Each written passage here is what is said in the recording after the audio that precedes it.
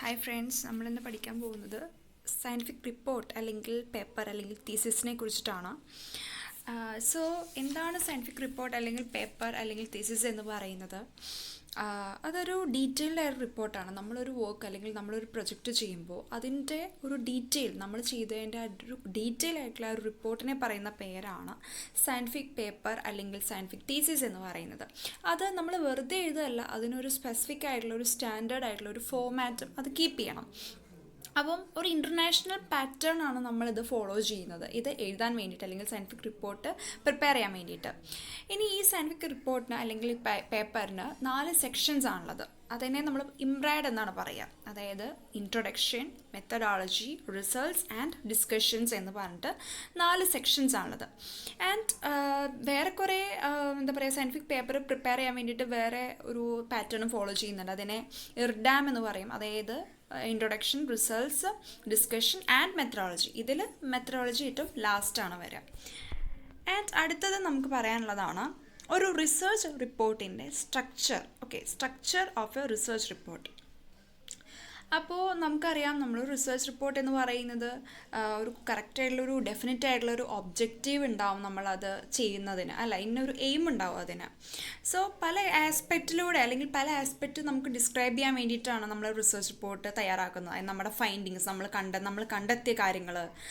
അപ്പം നമ്മൾ കണ്ടെത്തിയ കാര്യങ്ങൾ റീഡർ വായിക്കുമ്പോൾ, അതായത് ഏതൊരാളും വായിക്കുമ്പോൾ അവർക്ക് ആ മെസ്സേജ് കൺവേ ചെയ്യാൻ പറ്റണം. സോ അതുപോലെ തന്നെ നമ്മുടെ മെത്തഡോളജി, നമ്മൾ എന്തൊക്കെ മെത്തേഡ്സ് ആണ്, എന്തൊക്കെ മെറ്റീരിയൽസ് ആണ്, നമുക്ക് ആ സ്റ്റഡിയിലുള്ള റെക്കമെൻഡേഷൻസ് നമുക്ക് പറയാം.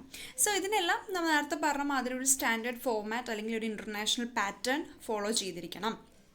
അതുപോലെ തന്നെ നമ്മുടെ ലാംഗ്വേജ്, നമ്മൾ യൂസ് ചെയ്യുന്ന ലാംഗ്വേജ് സയൻറ്റിഫിക് ആയിരിക്കണം. അതുപോലെ തന്നെ ക്ലിയർ ആയിരിക്കണം. ക്ലിയർ എന്ന് പറയുമ്പം എല്ലാവർക്കും മനസ്സിലാവത്തക്ക രീതിയിലുള്ള ലാംഗ്വേജ് ആയിരിക്കണം നമ്മളവിടെ യൂസ് ചെയ്യാൻ. The report should give the reader the details regarding the major findings and recommendations in the very first reading itself. അവരത് ജസ്റ്റ് വായിക്കുമ്പോൾ തന്നെ നമ്മുടെ ഫൈൻഡിങ്സും കാര്യങ്ങളൊക്കെ അവർക്ക് മനസ്സിലാക്കിയിരിക്കണം, എന്നാലേ അവർക്കത് ക്യൂരിയോസിറ്റി ഉണ്ടാവുള്ളൂ.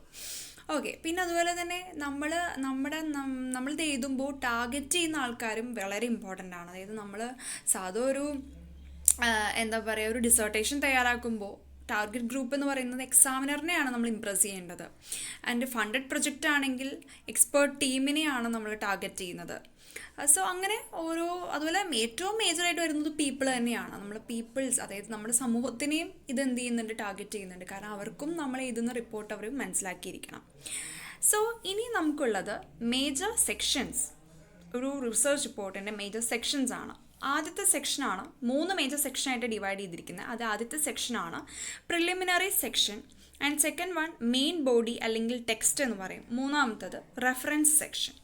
പ്രിലിമിനറി സെക്ഷനിൽ നമ്മൾ വീണ്ടും വരുന്നതാണ് ടൈറ്റിൽ പേജ്, സർട്ടിഫിക്കറ്റ്, അക്നോളജ്മെൻറ്റ്, കണ്ടൻറ്റിൻ്റെ ടേബിള്, പിന്നെ എന്തെങ്കിലും ടേബിൾസ് ഇൻക്ലൂഡ് ചെയ്തിട്ടുണ്ടെങ്കിൽ അതിൻ്റെ ലിസ്റ്റ്, എന്തെങ്കിലും ഫിഗേഴ്സൊക്കെ ഇൻക്ലൂഡ് ചെയ്തിട്ടുണ്ടെങ്കിൽ ലൈക്ക് പൈ ഡയഗ്രാം, ഹിസ്റ്റോഗ്രാം, അങ്ങനെയുള്ള ഫിഗേഴ്സൊക്കെ ഇൻക്ലൂഡ് ചെയ്തിട്ടുണ്ടെങ്കിൽ അല്ലെങ്കിൽ മാപ്പ്, അതൊക്കെ നമുക്ക് ഇതിൽ ഇൻക്ലൂഡ് ചെയ്യാം. പിന്നെ ആബ്സ്ട്രാക്റ്റ് അല്ലെങ്കിൽ പ്രിഫേസ് എന്ന് പറയുന്നതാണ് ലാസ്റ്റ്. ഇതാണ് പ്രിലിമിനറി സെക്ഷൻ.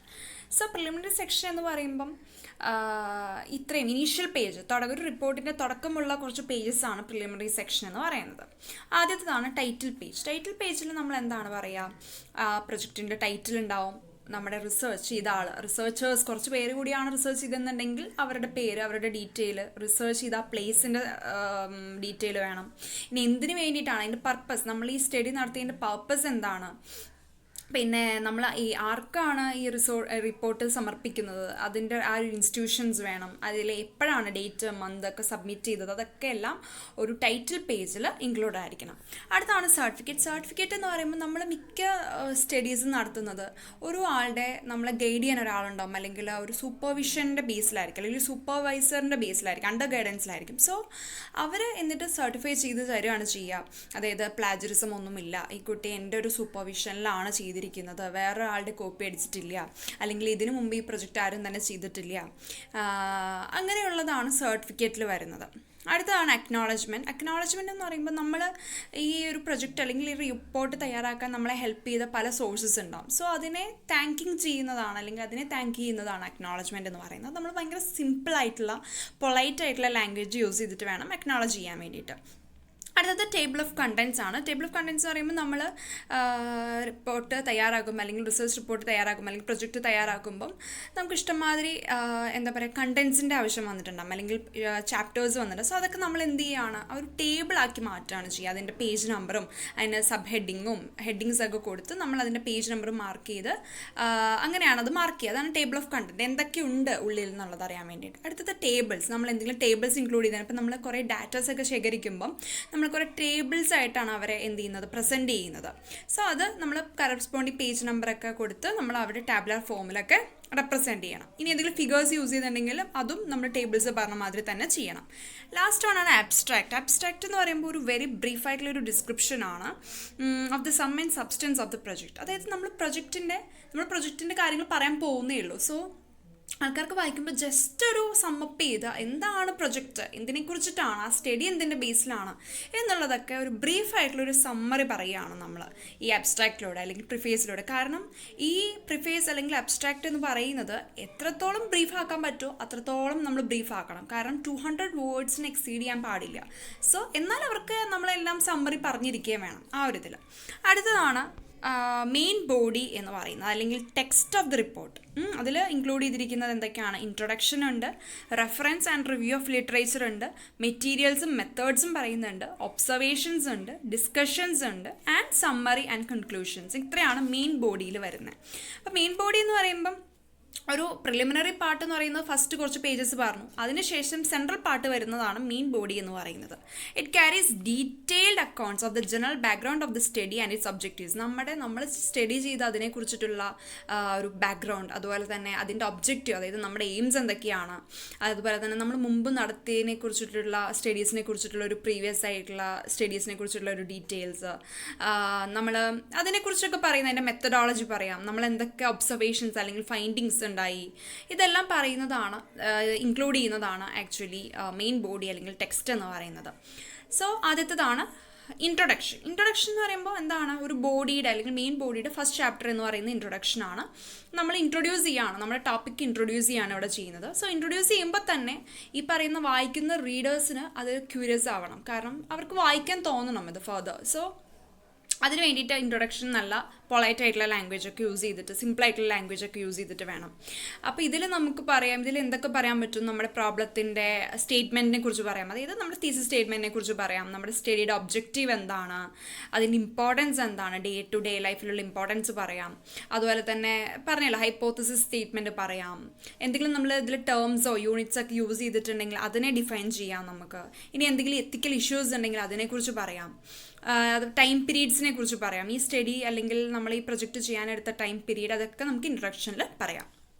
അടുത്താണ് reference and review of literature.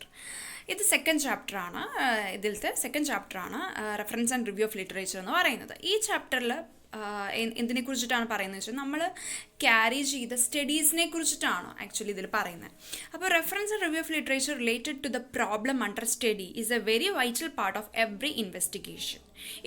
It would enable the investigator to know whether the proposed study has been done earlier by somebody else. അതായത് ഇതിനു മുമ്പ് ഞാൻ ചെയ്യാൻ പോകുന്ന സ്റ്റഡി ആരെങ്കിലും ഇതിനു മുമ്പ് ചെയ്തിട്ടുണ്ടോ, അല്ലെങ്കിൽ ഞാൻ ചെയ്യാൻ പോകുന്ന പ്രൊജക്റ്റ് ആരെങ്കിലും ഇതിനു മുമ്പ് ചെയ്തിട്ടുണ്ടോ, നമ്മൾ ചെയ്യാൻ പോകുന്ന ഈ സ്റ്റഡീനെ ബേസ് ചെയ്തുള്ള ടെക്നിക്കുകളൊക്കെ ശരിയാണോ, അതിൽ എന്തെങ്കിലും ഫോൾട്ട് ഉണ്ടോ എന്നൊക്കെ അറിയാൻ വേണ്ടി നല്ലതാണ്.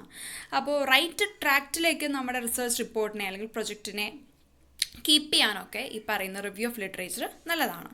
So review of literature must essentially include the basis of topic, earlier study made on the topic, the methods used in the study, areas to be explored where very little study has been made, relevance of the topic. ഇതെല്ലാം വേണം. അതായത് നമ്മൾ ചെയ്യുന്ന ടോപ്പിക്കിൻ്റെ relevance എന്താണ്, അല്ലെങ്കിൽ അതിൻ്റെ importance എന്താണ്.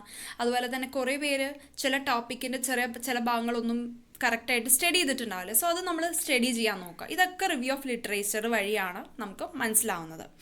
ഇനി റെഫറൻസിൻ്റെ സോഴ്സ് എന്ന് പറയുന്നത്, റെഫറൻസ് കൊണ്ട് ഉദ്ദേശിക്കുന്നത് source of reference and review include repeated. നമ്മൾ ഈ റെഫറൻസ് ചെയ്യാൻ ഉപയോഗിക്കുന്നത് റിപ്യൂട്ടഡ് ആയിട്ടുള്ള നാഷണൽ ആയിട്ടുള്ള അല്ലെങ്കിൽ ഇൻ്റർനാഷണൽ ആയിട്ടുള്ള റിസർച്ച് ജേർണൽസ് നമുക്ക് നോക്കാം, അല്ലെങ്കിൽ പബ്ലിഷ് ചെയ്യപ്പെട്ടതോ അല്ലെങ്കിൽ പബ്ലിഷ് ചെയ്യപ്പെടാത്തതോ ആയിട്ടുള്ള റിസർച്ച് പേപ്പേഴ്സ് നമുക്ക് നോക്കാം, തീസിസ് നോക്കാം, ഡിസർട്ടേഷൻസ് നോക്കാം, ഇതെല്ലാം നമുക്ക് നോക്കാം. ഒതൻറ്റിക് ആയിട്ടുള്ള ബുക്സ്, വെബ്സൈറ്റ്സ് നോക്കാം.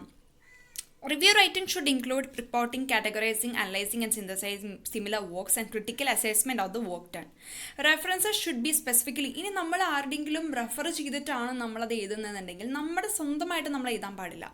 അങ്ങനെ വരുമ്പോൾ അത് പ്ലാഗറിസം എന്ന് പറയുന്ന ആ ഒരു സിസ്റ്റമാണ് വരിക. സോ പ്ലാഗറിസം എന്ന് പറയുന്നത് എന്താണ്, ഒരു മോഷണമാണ്, ഒരു തെഫ്റ്റ് എന്ന് പറയാം. സോ അത് പാടില്ല. അതിന് പകരം നമ്മളൊരാളുടെ ആണ് ഒരു കൊട്ടേഷനാണ് അല്ലെങ്കിൽ നമ്മളൊരു ആളുടെ ഇതിൽ കോട്ടാണ് നമ്മൾ മാർക്ക് ചെയ്യാൻ പോകുന്നുണ്ടെങ്കിൽ അത് നമ്മൾ എന്ത് ചെയ്യുക, ഒന്ന് അത് കോട്ട് ചെയ്യുക. അതിൻ്റെ ഒറിജിനൽ സ്റ്റേറ്റ്മെൻറ്റ് നമ്മൾ ഇൻവേർട്ടഡ് കോമയിലൊക്കെ ഇട്ട് ഇന്ന ആളാണത് പറഞ്ഞത് അല്ലെങ്കിൽ ഇന്ന ബുക്കിൽ നിന്നാണ് എടുത്തതെന്നൊക്കെ പറഞ്ഞ് നമ്മൾ എഴുതാം. ഇനി അടുത്തതാണ് മൂന്നാമത്തെയാണ് മെറ്റീരിയൽസ് ആൻഡ് മെത്തേഡ്സ്. അതായത് നമ്മളിതിൽ എന്താ പറയുക, നമ്മൾ പ്ലേസ് ഓഫ് റിസർച്ച്, നമ്മൾ എവിടെയാണ് റിസർച്ച് ചെയ്തത്, അതിൻ്റെ പ്ലോട്ട് പറയാം, അല്ലെങ്കിൽ ഇപ്പോൾ ലബോറട്ടറിയിലൊക്കെ ആണെങ്കിൽ അത് പറയാം, നമ്മൾ എന്തൊക്കെ മെറ്റീരിയൽസ് യൂസ് ചെയ്തു റിസർച്ചിന്, അതിൻ്റെ മെത്തഡോളജി എന്താണ്, ഇതെല്ലാം നമ്മൾ പറയുന്നതാണ് മെറ്റീരിയൽസ് ആൻഡ് മെത്തേഡ്സ് എന്ന് പറയുന്നത്. അടുത്തതാണ് ഒബ്സർവേഷൻസ്. ഒബ്സർവേഷൻസ് എന്ന് പറയുമ്പം section of scientific paper contains data collected in course of the investigation.